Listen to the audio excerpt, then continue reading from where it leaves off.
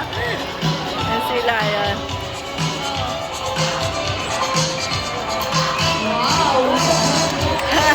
Good day, everyone, and welcome to Aquana. By the way, I'm the trainer Mikey, and I would like to see my friends.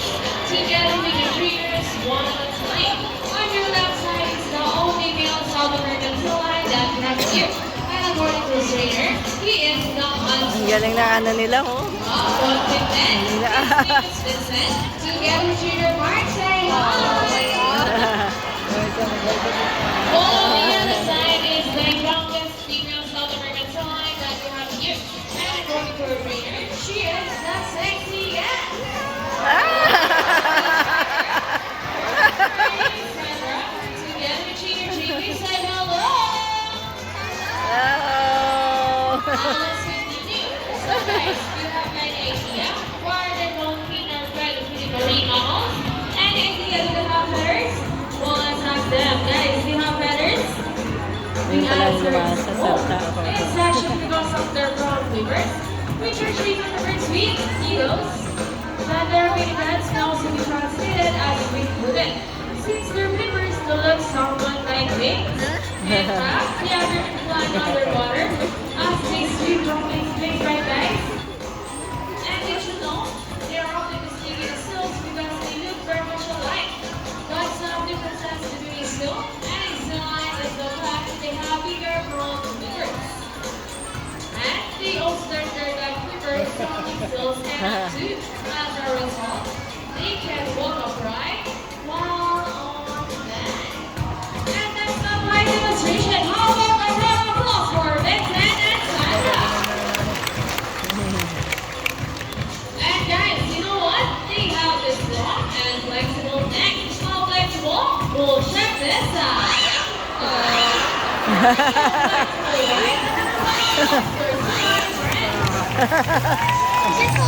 Their bodies covered in Ayun, ikaw natin naman. hair. Flexible ng And their neck. whiskers help visualize sense of touch. They contain nerve fibers, which make them sensitive. Nice smile. Hey! They also use their whiskers to aid in navigation.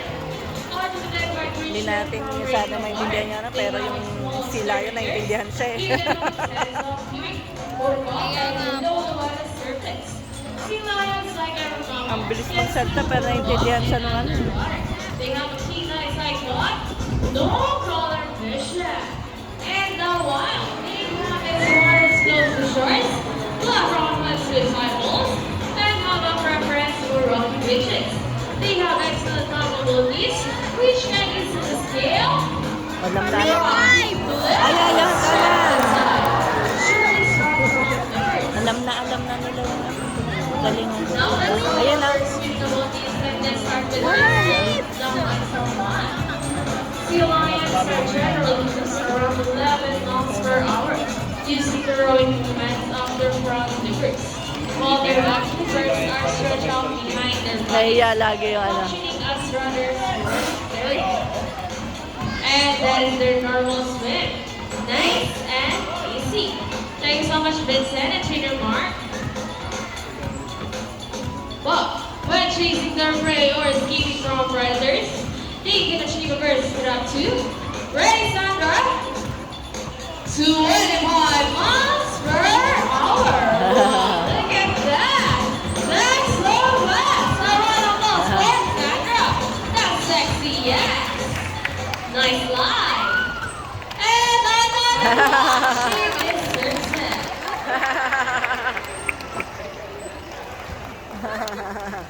Okay, this time, would you love to say the next number from our Sea-Lion friends?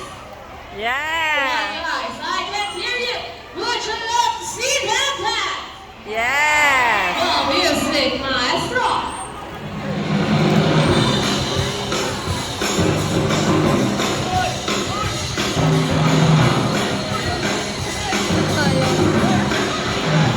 Let's move out. Come on, fly, let's lock your heads over.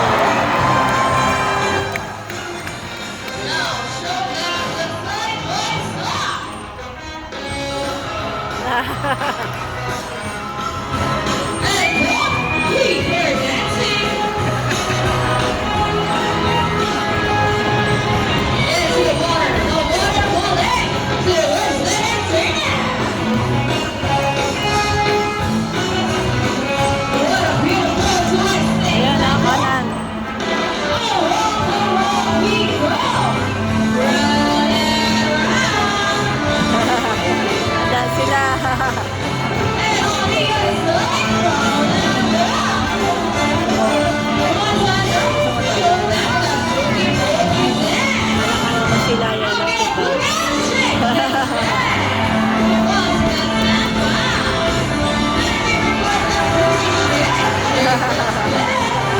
Break. Break.